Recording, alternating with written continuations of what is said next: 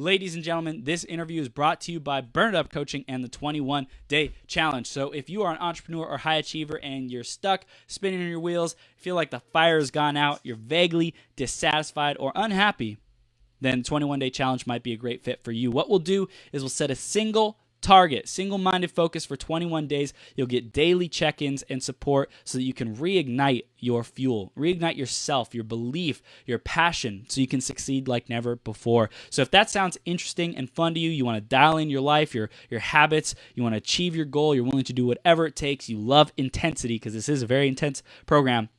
It's not for everyone. If that sounds like you, definitely send me an email or a message, and we can get you the intake form and see if it's a good fit for you. So do that right now if you're interested, and send me a message, and I look forward to talking to you and working with you. Next is the iTunes review of the week, and this is from Bree Seeley.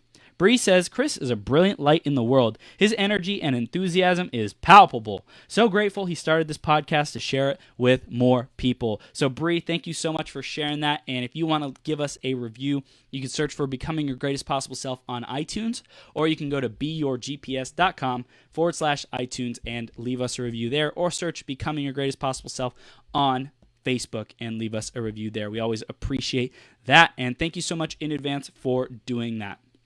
Now, for the man of the hour.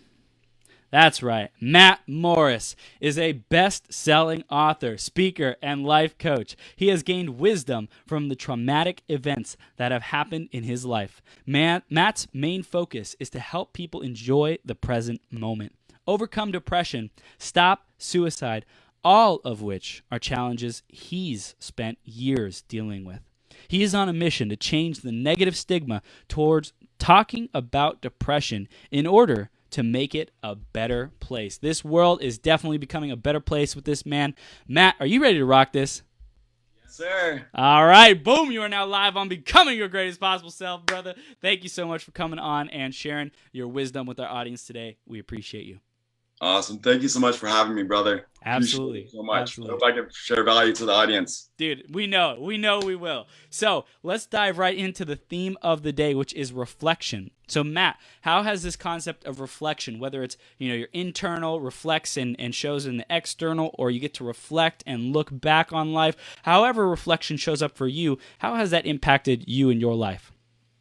Yeah, reflection is incredible. It's just it's even with the people you talk to, it's just like, because everyone you interact with is really a reflection of yourself. Yeah. Which is interesting is I've learned that because I've done a lot of studying on communication. I used to actually be a dating coach. Wow. And through that, I actually learned that the people you talk to and the way that they interact with you actually is a big reflection of how you are, wow, how you're interacting with them. So basically, like, if you bring good energy into the conversation, good energy into meeting someone new, they'll bring their good energy back to you. Yes. And then it bounces off each other. Yes. Incredible.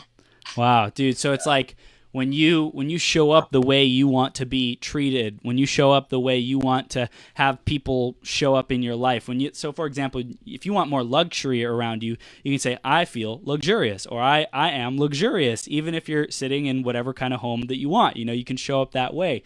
So it's like really however you want the world around you to look, you have to be the source of that and create that from within.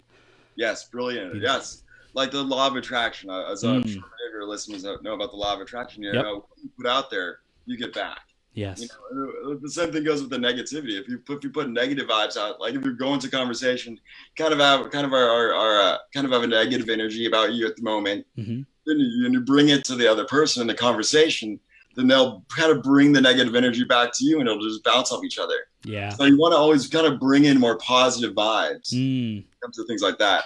Dude, absolutely, Matt. Great start. I love where we're going with this already. So why don't you tell our audience a little bit more about what you're working on today and what you do as a profession and for life? Sure, yeah. So I'm an author, speaker, and life coach. And this past year, I've gotten really involved with my main focus now is I'm on a mission to help people overcome depression and help stop suicide, because it's gotten way out of control in our country, the U.S.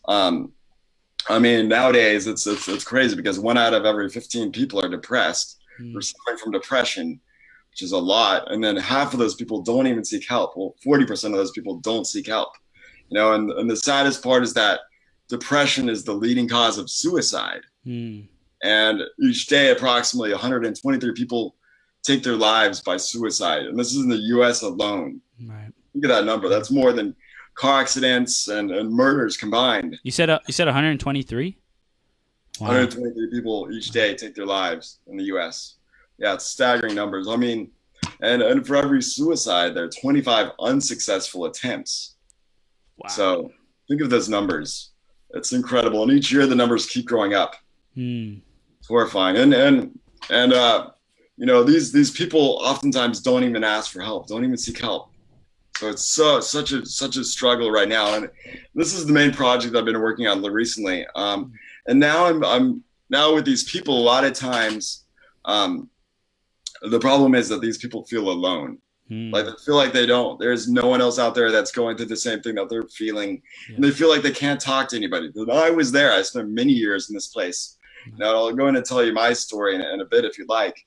But I was in a very dark place for a while, and I didn't want to talk to anybody. I didn't want to bother anybody with my problems. I didn't want to be seen as weak or not good enough to figure it out on my own, Yeah. And a lot of these people are thinking the same thing, especially the male population. A lot of men are grown up with struggling to say the words that I need help, kind of like you were just talking about. Like, just say I need help, Right. I could use some help. I could use someone to talk to, someone to just listen to me. Yes.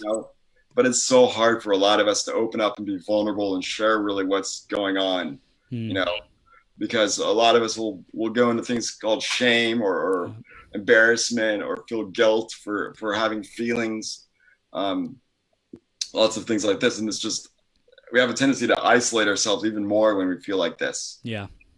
Yeah. So it's a pretty heavy topic, but over this past year, I've really gotten passionate about helping people with depression and opening up and being vulnerable about my story. And do you want me to go on it? Yeah, dude, let's dive in. Okay, cool. So yeah, when I was 10 years old, I had a great childhood. My parents were both attorneys and they did really well for themselves. My dad had his own private airplane. We take family vacations every couple months. It was awesome. Wow. And on this one vacation, we went up in the plane, the plane took off and we got up to about 8,000 feet. And then at that point, something went wrong. We don't know what went wrong, but from that point on, everything went black for me. And the plane crashed. I went into a coma for 1 month. So I had to relearn how to do everything, how to walk, how to talk, how to feed myself, everything. It took a good 6 months to get 6 months of rehab to really get kind of somewhat back to normal, quote unquote. And after that, unfortunately, through the accident, my mom didn't make it, which was really the hardest part of all. Losing your mom at such a young age is really tough. And maybe some of your listeners have gone through the similar thing. And basically after that, I had the remaining disabilities. It was difficult for me to handwrite. And I walked with a limp because I had back problems from the plane crash. So through high school, I'd be walking and just, I'd walk with a limp and not because I thought it was cool, but because, my back actually had a pretty severe curvature. This was due to the plane crash. So I dealt with this for about 3 years. I was really embarrassed. I felt like I couldn't really ask any girls out because I didn't feel good enough. It was hard for me to make friends. I was always stuck in my head. I'd always have all these thoughts like nobody likes me, all these self-defeating, limiting beliefs. And so came along my senior year of high school. I was dealing with this for about 3 or 4 years, my back problems. And my back problems did stem. They actually came a few years after the plane crash, which happened when I was 10. So what I learned is that I had to be proactive. Like I read a book called 7 Habits of Highly Effective Teens by Covey. I'm not sure if you've heard of it, but I read that book. And it talked a lot about being proactive and just really going for what you want in life. And so I really wanted to improve my back and make my back better and just be somewhat normal, like a normal teenager, right? Kid. So I started asking people. I started talking to everybody about like what's why my back is the way it is, the plane crash. I started talking and open up to people, even though I hid it from so many people for so many years, because I was embarrassed. I didn't want to talk about it, so I started talking and opening up, and I was instructed by a personal trainer to start with squats and lunges. Simple squats and lunges could possibly heal your back. So I did it for a good couple of weeks, and I began to feel my back strengthening. And after doing this for a couple of months, my back healed. Wow. So I was able to walk straight, finally, miraculously. I was able to walk straight without surgery or anything. Wow. So to this day, I can still walk straight, which is amazing. Really a miracle. I'm so grateful. Yeah. Every day. And so I was basically dealing with this. And then I went to college, and it was actually, my confidence slowly began to increase as it became more social, and realized that people aren't as mean as I thought they actually were. People are actually willing to help and want to help you out. People are more there for you than you actually think. So I thought that was pretty awesome. So then a couple years went by, everything was fine. And my dad, who suffered a traumatic brain injury from the plane crash, he was never the same. He wasn't really able to focus on his law firm like he used to. So he unfortunately got really addicted to drugs. He would keep all his thoughts and feelings inside and not talk to anyone about it. I would ask him, but he wouldn't talk to me about any of the past issues that he's deal with. Right. So he suppressed his feelings, numbed his pain with opioids, painkillers. So and then eventually, I think it was 7 years ago, he passed away now, which was hard on me, because I wanted that relationship with my parent. I wanted that close connection, because it's really important as a child growing up. It's important to have that bonding or that connection with a parent. Yeah. But that was missing. So from that point on, I had to really fend for myself. I had to, I suffered a lot of depression through those years. I was like, okay, I'm all alone. This is not fun. I got a sister, but we're pretty close. But she's younger, so it's close. It's very important to have a bond with somebody at least. Mm-hmm. And when you feel alone, it's just you can get in such a dark place. But what I realized, I found peace through music. I connected with a band, Linkin Park. I'm sure you probably heard of them. So the band Linkin Park came with an album called Hybrid Theory, and I really connected with that album. I was like, oh my God, this is like exactly what I'm feeling, exactly what I'm going through as I'm going through this depression and these thoughts of anger and guilt and darkness.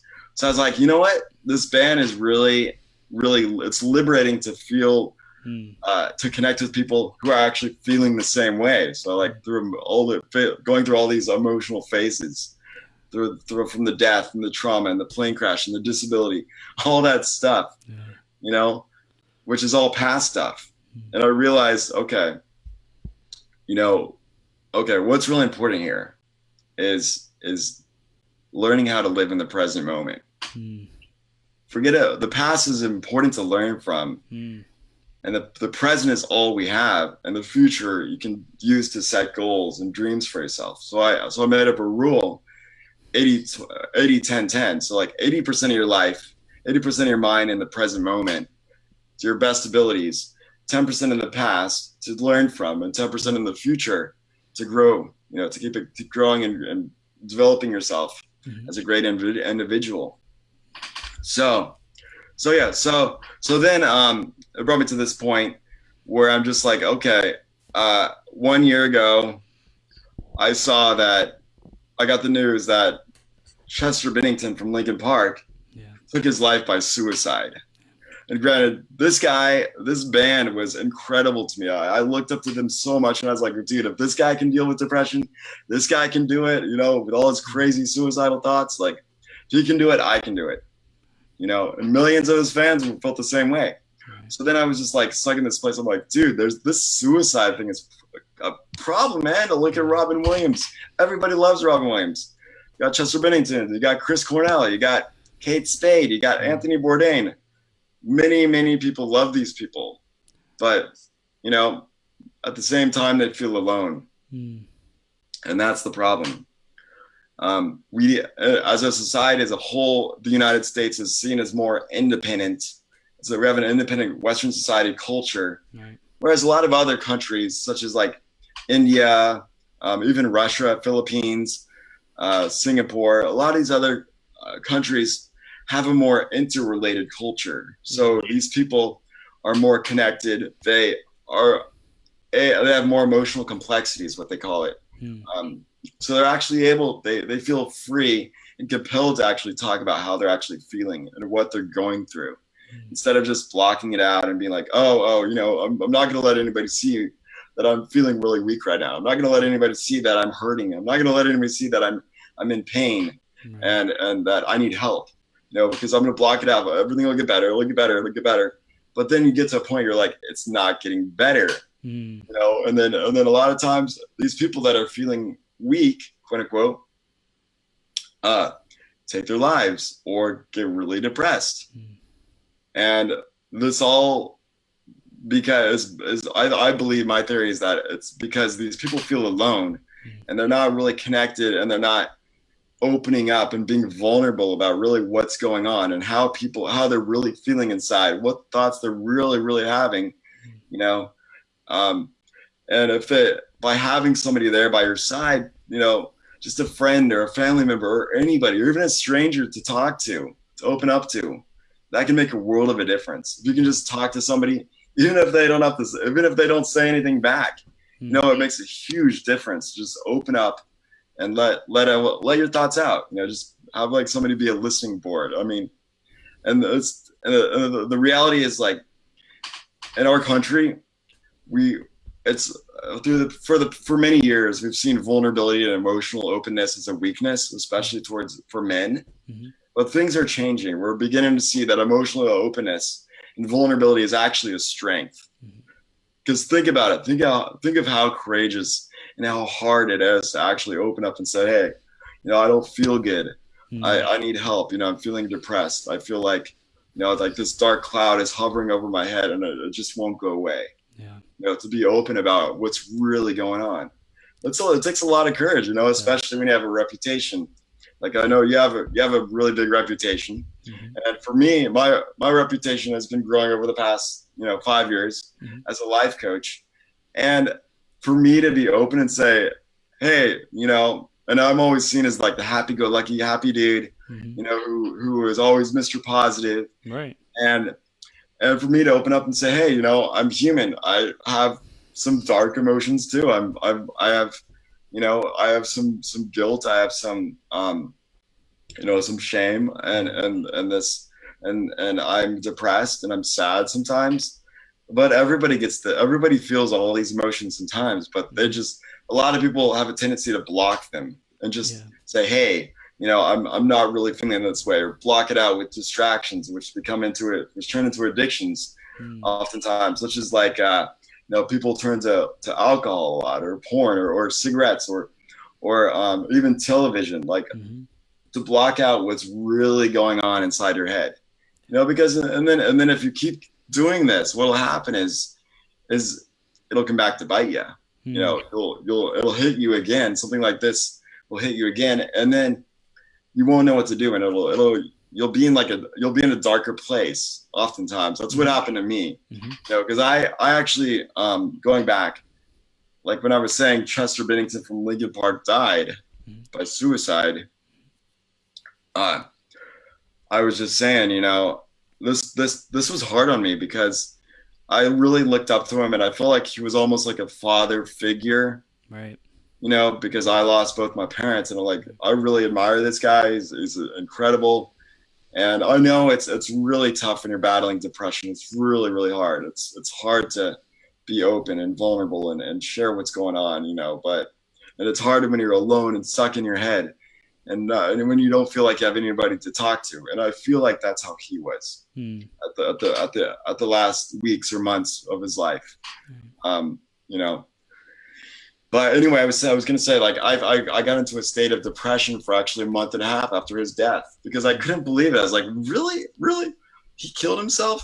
Yeah. I was in a state of disbelief, and I began, to really do a lot of research and like, why did this happen? What was going on? What really happened? Mm-hmm. And then I really looked into suicides, and I was shocked at how common depression and suicide is in our country. Wow. And it's because people aren't open and connecting with each other. I mean, sure, we have connection through the cell phone, text, but that's a cold connection. Emails are a cold connection. Yeah.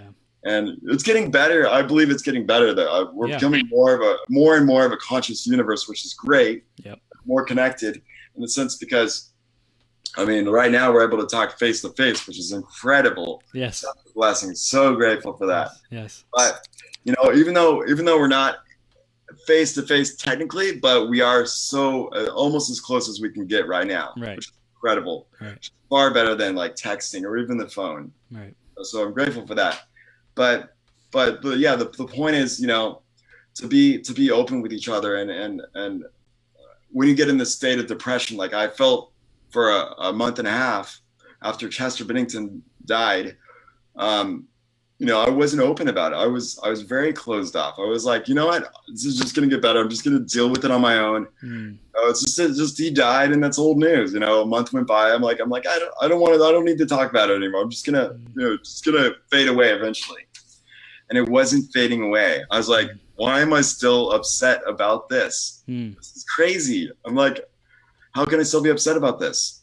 But so then I got to this point where I was like, okay, you know what? I just need to share. I need to share and be vulnerable and open about what's going on with somebody, anybody. So, I reached out to my wife, and like my wife is an amazing person, but I was afraid to actually talk to her because it's old news for one. And I felt like she'd just say like, it's old news. Get over it. Just forget about that. That guy just made a dumb mistake or something like that. Like, that's what I thought she would say. But actually the opposite happened. I talked to her, and she was like, I had no idea you were feeling this way. You pretty much always have a smile on your face, like you're in a good mood.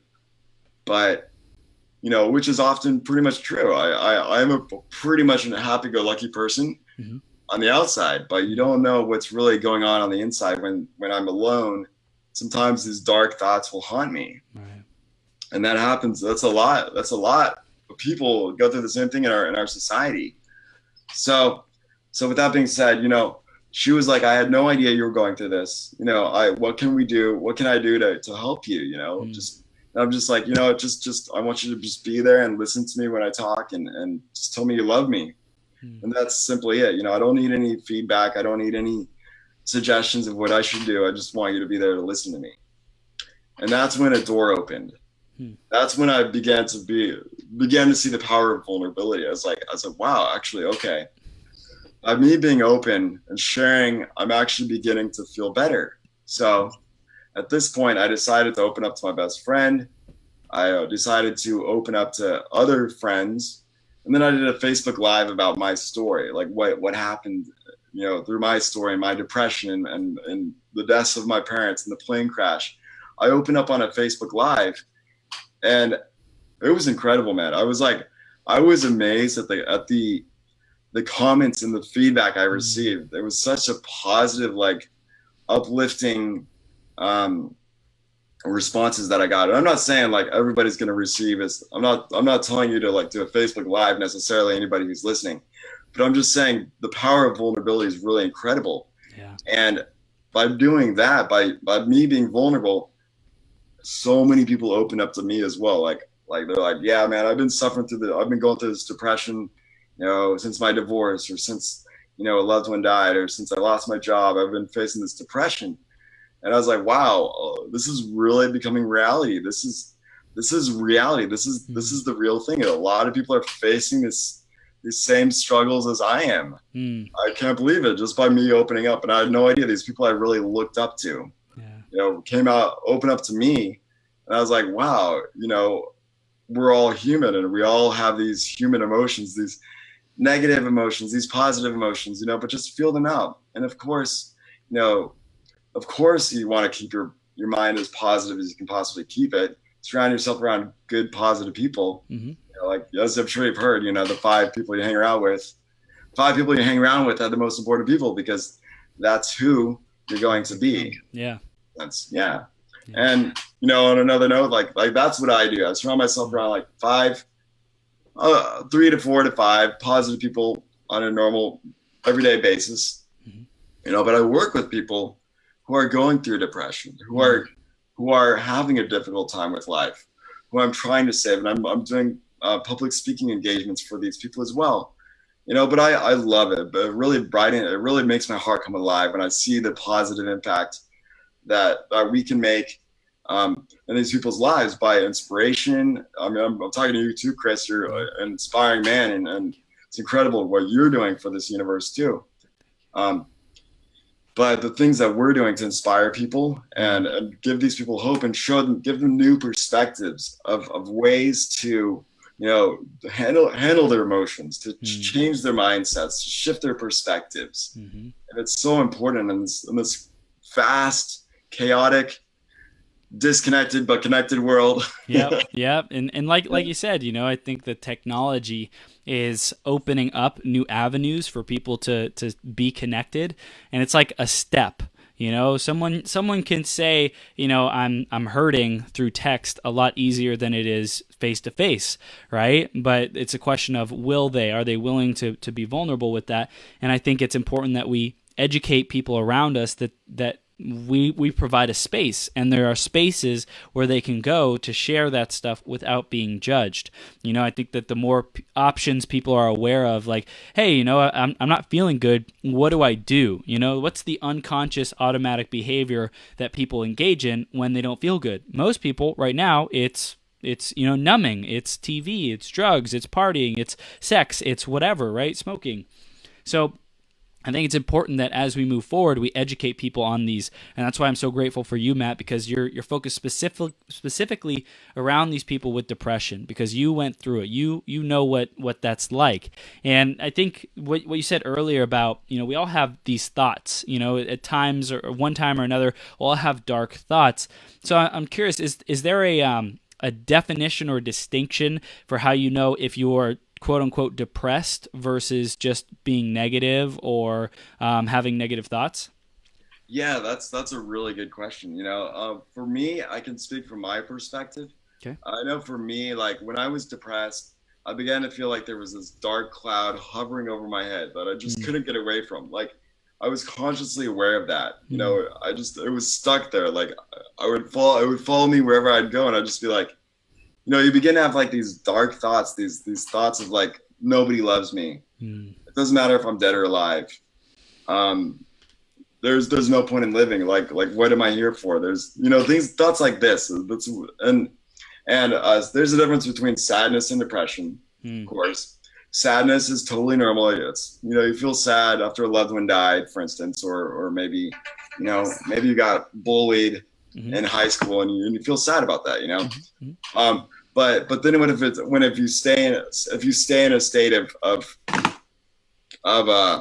sadness for so long, then oftentimes it can become depression, and this often takes weeks or months or even years. People can stay in depression, and it gets really, really hard to deal with depression after you've been in there more than a few weeks. Yeah. Wow, that's powerful. So what I'm hearing is the sadness it's like the natural feeling after loss, after being hurt, after whatever it might be. And then you go through that grieving period, and then you get back to quote unquote normal. And I think the sadness can probably turn into depression, right? Like if not dealt with properly, if not expressed, if there's not a healthy outlet, then I think that's like, depression doesn't just like boom suddenly appear. I don't think, I would think it's more of a buildup, a trying to keep it all in and under control, and it'll go away after a while. That turns into, man, this is really getting way, way, way too heavy. Like, why can't I get through this? Why is this still affecting me? At that point, it's like, feels like depression. Yes, it's and a lot of times, it comes from traumas, from the trauma that happened to you, even from your childhood. Oftentimes people just brush it under the rug, brush it under the carpet, Hmm. forget about it, do their best to distract themselves with, because oftentimes people are addicted to things. It's because they're dealing with the trauma, or they're not dealing with trauma, Right. the trauma that they've had for years ago. And of course, you could seek professional or professional help. Mm-hmm. That's important to do. Yeah. But oftentimes that's what happens, Yeah. So we wanted to dive into as well, like connecting authentically with ourselves. We've been focusing on depression. I'm grateful for that because I know our audience would be being benefited by knowing what's the difference between sadness and depression, and hearing your journey and what you went through. So anyone who has any questions already, definitely reach out to Matt if you have questions, or if you need that support, he's here for you. I also want to get into the authentically connecting with ourselves and others. So let's dive into that. Totally, yeah. So that's a great topic. I love, because we as humans, like, connection is just as important as like the psychologist named Matthew Lieberman, UCLA professor actually. Mm-hmm. He stated that connection is just as important as our need for water and shelter. We all need to feel connection. We all need to feel loved and supported, and like we have a sense of belonging and connectedness. Mm-hmm. That's what we all need and striving for as humans, and that's what we're trying to do. We're trying to get more and more connection with all these, with the internet and with the phones and with the texting and the emails. But what it comes down to also is language, because language, it's of course important to connect with yourself, and you do that by being vulnerable and open with yourself and asking yourself, taking a second to say, hey, how am I really feeling? How am I feeling in this exact moment? And if you want to take it a step further, you can grab a piece of paper and just free write. Just write whatever is on your mind. It doesn't matter what you say. It doesn't even matter if it's sentences. Just write whatever words are on your mind. And this is often used with addiction practices and healing from traumas. A lot of people use writing and journal therapy. Right. But you realize is how connected you are to, or how, if you don't journal, oftentimes you'll feel disconnected from yourself. And journaling really opens the door to feeling more connected and feeling and understanding what's going on. You'll notice maybe some things, that some desires that you wanted that you kept hidden for many years, or you'll find out what you actually like and dislike. If you're in a relationship, you can write about it. And figure out what's really going on here. Why am I upset when she does this, or why am I upset when he does this? What's really going on here? And then you actually dig a lot deeper instead of just keeping it all in your head, because in your head everything's all discombobulated. I mean, some people have the skill of just like being very on point, but for most of us, it's a little juggle inside the head. So it's good to get it out there.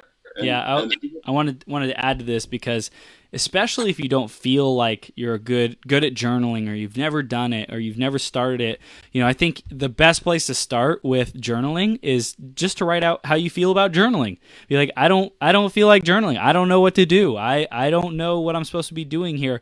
And just being honest with the paper and the process and yourself about how you feel just starts opening up the door. And what I've found valuable is just to set a timer and challenge myself just to write for 3 minutes or 5 minutes straight, and just all I have to do is don't stop writing. Just keep the pen moving. I could say, I don't want to write. I don't want to write. I don't want to write. You could say that for 5 minutes straight. Eventually, after doing it enough times, you'll say, I don't want to keep writing that. I want to like change it up. I want something new. I want to actually get something out of this exercise. And so your mind will start looking for different ways to get more out of the exercise, different questions to ask yourself. And then you might write, what am I supposed to ask? What am I supposed to be thinking here? What am I supposed to be writing here? And then that will bring whole new awarenesses and ideas to your mind. So I love journaling, and for people who haven't journaled before, even if you are afraid of it or intimidated by it, just start, and you will find so much joy and satisfaction and clarity and discovery through that process. Yes, sir, man. That's 100% right. Because like you said, to bring more awareness and more consciousness, because as a world, I think we're becoming more conscious and more aware of like what's actually happening around us. And like I said, like we're becoming more connected. But but journaling is a good way to open up your awareness to really what's going on in your world. Your world, of course, is your head. Yes. Around you. But the way you perceive everything, it's all bottled up in here. Yeah. And one really cool thing I wanted to mention was also about connection. How language is really the centerpiece of connection. Because let's take people who speak or who speak multiple languages, because I've been told by many people that by speaking different, that they feel actually like a different person when they're speaking a different language. So their main language is English, but they also know they're fluent in Portuguese and Spanish. They feel like a different person when speaking each language, which is fascinating. Right. Wow. And many studies have actually been shown that people who are bilingual or trilingual often have a lot less chance of suffering from depression or committing suicide, because they're a lot more connected to emotional words. Because each language has different emotional words. They don't mean like there aren't the same exact equivalent words in English to Portuguese. Portuguese may have a really unique word about the way someone is actually feeling, which somebody may feel ashamed of feeling in English, because say a person only speaks English, but they feel really ashamed of having certain feelings.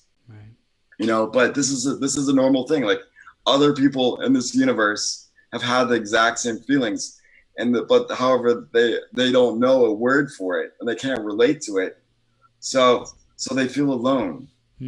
But the reality is, there may be another language such as Portuguese or Russian or Spanish, where the word is actually a common word used over there, and people actually do connect with that word and do understand what you're talking about, and so you don't feel like you're totally, alone, because that's the dark side. It's dark when you feel all alone.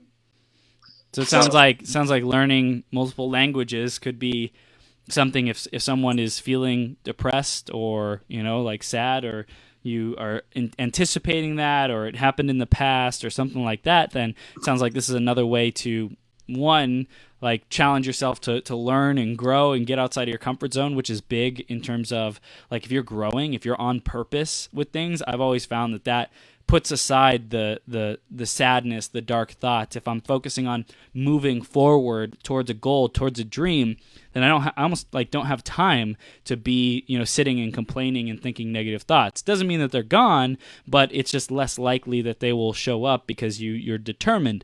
So I think that would be a good thing to start if someone has a concern about that. Yeah. I mean, just finding emotional words in other languages. Even if you learn a few of the words from Japanese, just to express how you're feeling, it'll be funny. Like, you'll hear people cussing in other languages, for instance, because it has a different emotional feeling to how it is when you say that word. So that's really, I think that's a fascinating thing that I learned through this project. Awesome. And then.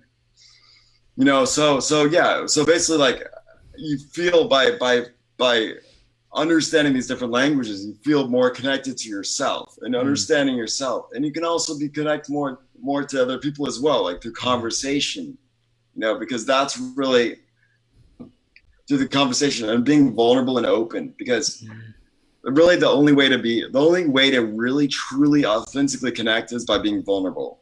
By being open and say, hey, hey, dude, this is what's going on in my life, whether it be through your family, or talking about your family, not superficial stuff. Like the superficial stuff, I don't know about you, but I've always been a type of person that I'm not really a fan of superficial conversation. Oh, how's the weather? Nope. What's new? Nope. The superficial conversations are okay. I mean, for small talk occasionally, they're good. But I like deep conversations, like really, like, what's going on with you? How are you feeling? What's going on in your life? Yes. Things like that, things that really matter, where you can actually connect heart to heart with people. And that's really a big thing for me. And I've realized that since I've been doing this project for the past year, I've opened up to so many more people. Even my coaching clients have become friends now, because I've opened up so much to them.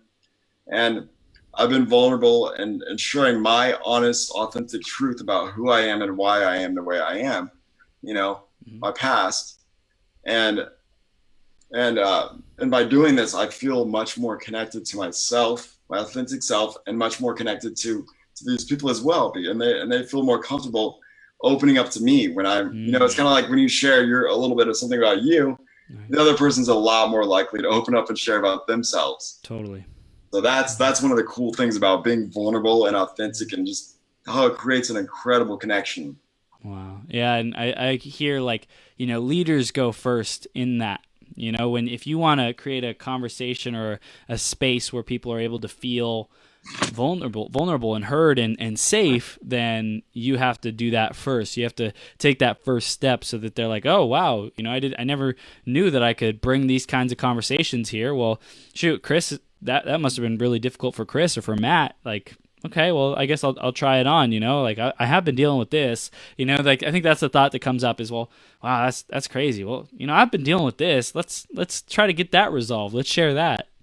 Yeah, man.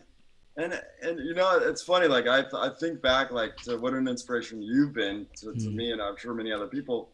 Like I remember like the vulnerability video you did where you know, you were crying and just really feeling into all kinds of stuff about coaching. Yeah.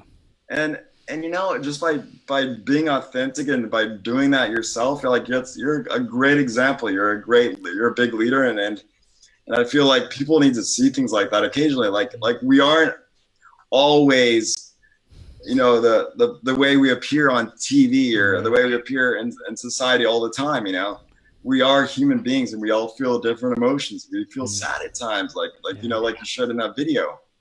And you feel guilty or you feel discouraged or anything like that, you know, and it's okay. It's okay to feel that way. It's okay to feel depressed. It's okay to feel sad. It's okay to feel different emotions, you know, but, you know, and if you do feel stuck there for some reason, you know, it's important to take action and do things you can do to get you out of that state of mind. Yeah. And one thing I like to share with anybody who is feeling like depressed, the one thing that really worked for me and shifting my mindset when I was years ago, but this really worked well for me is positive affirmations. Yes. It's kind of like bringing it's like changing your mind, and it's actually been studies that have shown that it actually really works, and it shifts and changes the prefrontal cortex as well as the posterior cingulate cortex in your brain, which are like the self-valuation systems and how you view yourself as a human being. You know, by just doing positive affirmations, you can shift those. That's awesome. It's incredible, you know, by saying things like once in the morning, once at night, for instance, just taking a few minutes to say like, I am loved. You know, people really like me. I am, you know, I'm an awesome human being. Even today is the greatest day ever. Little things like this, like make a big difference. And then like, I know at first, like for me at first, I was like, yeah, this is all bullshit. Like this doesn't matter. It's not going to make a difference, you know, but then I kept doing it and doing it and doing it every day for a good 30 to 60 days. And I literally felt a huge shift in the way I viewed myself and the way I viewed my world. Yeah. So I was like, wow, this stuff really works. You know, I am intelligent. I am friendly. You know, I am optimistic. People really like me. Things like this. And I was like, wow, okay. Now take this out into the real world, and like these things would become like programmed in my mind, these affirmations, to where I just felt like these were actually part of me. These you know, my self-confidence increased. You know, I felt better about myself. I began to attract more positive people into my life as well. So I mean, this. One thing I gotta say is positive affirmations are incredible. Yes, yeah, 100%, man. And it's like the patience to do whatever it takes if you want to feel a different way. You know, just ask yourself: have you been achieving the results that you want, or do you feel the way you want to feel? If not, it's your responsibility to be relentless in the pursuit of finding something that does work. And if you have bad days, if you fall off track, if you don't do what you wanted to do, your commitment, your promise to yourself, these habits, these affirmations, forgive yourself and move forward and get back on track, because that's the biggest thing is that I've noticed is when I would fall off track, sometimes I would fall off track for like months, or even at one point in my personal development journey, I stopped like reading books. I stopped reading books, and I was just like listening to audiobooks, which wasn't as powerful. And I was like, I know I should be reading, but whatever, and I just like would keep that cycle of thoughts going in my head, whatever, I know I should be, but whatever. And it's like, get back on it. Even I could have judged myself and kept judging myself for that, but instead I said, you know what? I recognize that reading is important, so I'm getting back into the habit of doing it every single day. So that's like just making that decision, that commitment to yourself is so powerful. That's awesome. Yeah, just commitments are so important, and habits, positive habits. Yes. It's really hard to start new habits, but you just got to remind yourself like how important it is to make this difference. How important is this? Ask yourself, how important is this for me to change? Yeah. How bad do I want this? Yeah. And if you have to set alarms on your phone, put reminders on your, your screensaver, put notes on your bedroom wall. That's or your right. wall, do whatever it takes. Yep. To make a difference in your life, because you only have one life, and you want to make this the best you possibly can. Yeah. Yeah. Dude, 100%. I love it. What else have you seen works for you to like really connect with people and experience that level of intimacy? Besides like, sharing vulnerably, is there anything else that you can recommend? Yeah, definitely. In conversations, I've learned, because I've really focused on the present moment. Mm-hmm. After my dad passed away, I was really stuck in the past. I was like, you know what? I need to get more in the present moment. Right. But to really just feel human again, Mm-hmm. So I started, like I said, I started really living in the present moment, and I learned that when you're having a conversation, focus on the present moment. Stay in the present moment. Don't worry about the time. Don't worry about what you have to do next. Don't worry about what you have to do later tonight. Don't worry about what you're gonna have for dinner. Focus on the present moment. Focus on the one conversation you're having. Be curious. Be genuinely curious about the person you're talking to, and just continuously stay in the present moment. And you will get distracted, maybe by something you see, but just imagine there's a bubble surrounding you and the other person. You're trapped in this bubble with this other person. It's just you and him, or you and her, and this is what all that matters in this present moment, because you're placed in every exact moment for a specific reason. And right now, the reason is to talk to this person, to connect with the person, to show love to this person, show that you love this person.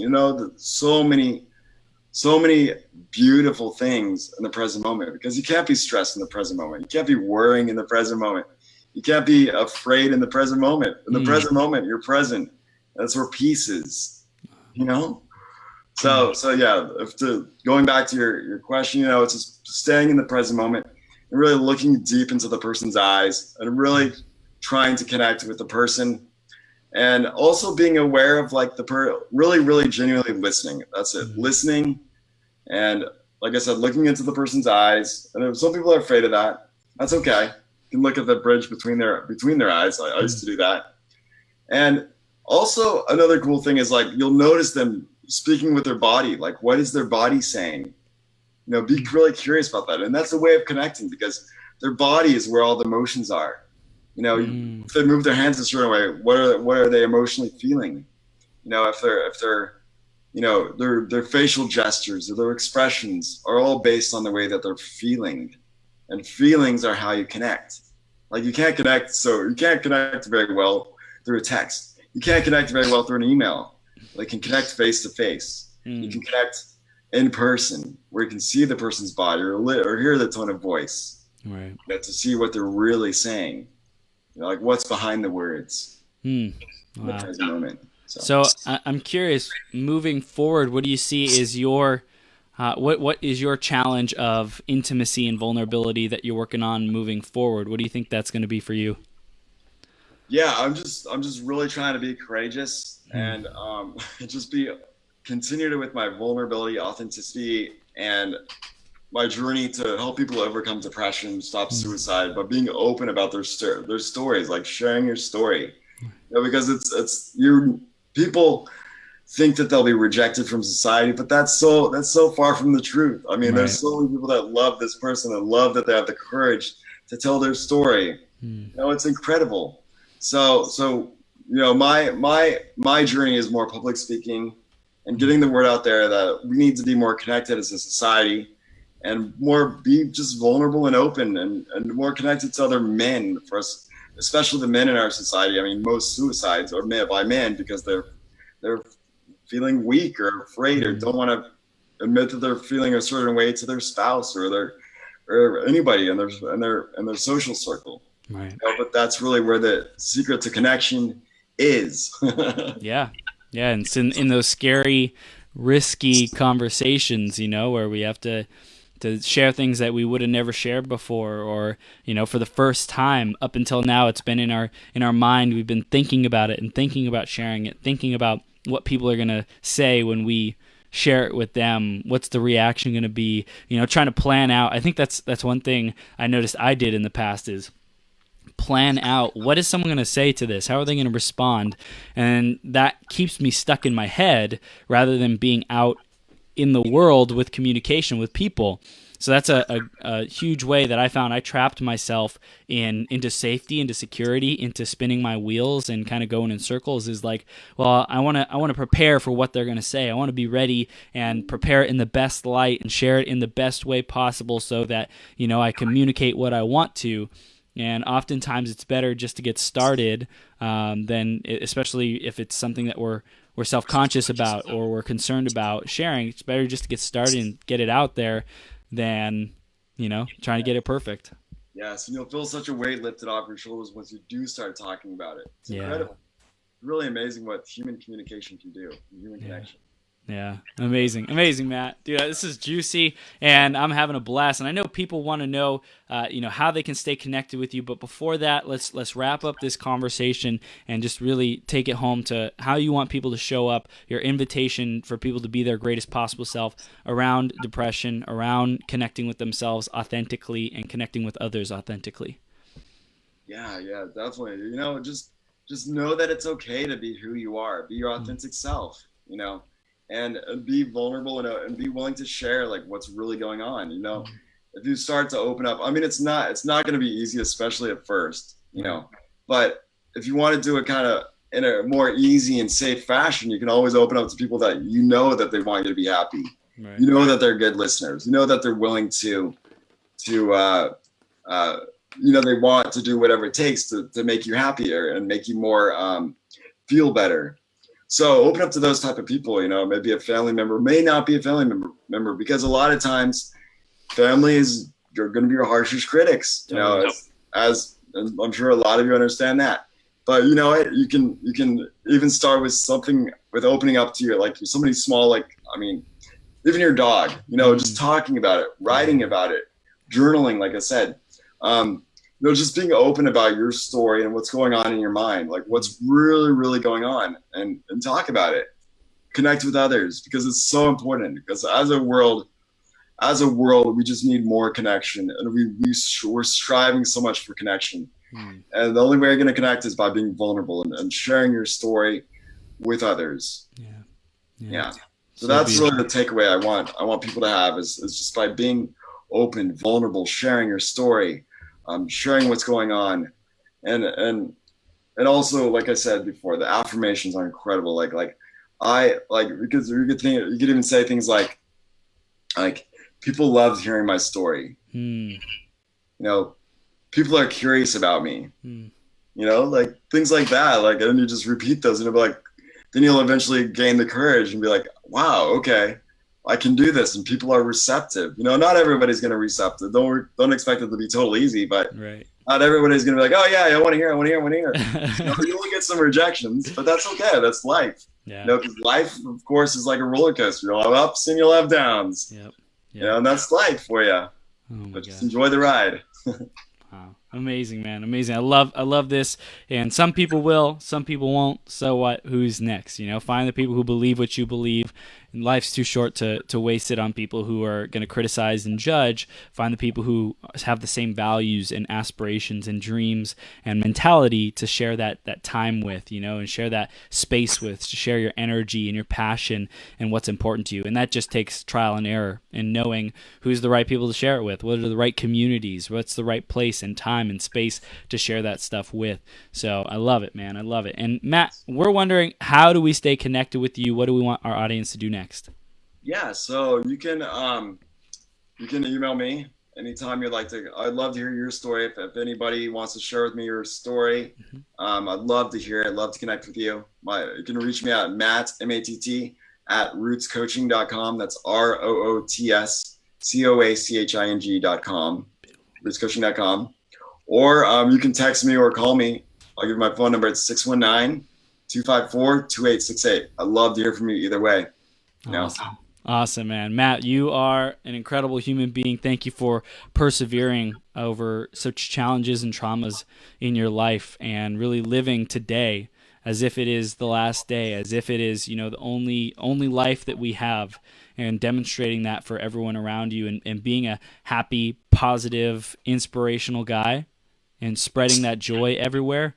And also, when you have your own challenges and things that you're dealing with, having the courage and boldness to share that and make sure that you are freed up, to make sure that you feel the same level of safety and warmth and loving and acceptance that you give to your clients and the people around you, man. Thank you for allowing people to do that for you and for creating a world where everyone is able to do that. I see your vision. I fully support it, and I'm grateful that the people who are suffering are getting the help that they need, man. Thanks so much, man. I really appreciate those kind words. You're welcome. Yeah, it means so much to be on your show, too. Thank you so much, man. Absolutely, dude. This is just the beginning of you sharing your message all around the world and having it reach the people who it needs to reach. And your book is launched. It's doing amazing, and you're rocking it, man. I'm so proud of you. So keep up the heat. Keep up the great work, and make sure this week is your best week ever, and today's the best day ever. And we'll see you soon, okay? Yes. Awesome, Matt. Have the best day ever. Take care. Thanks, man. All right.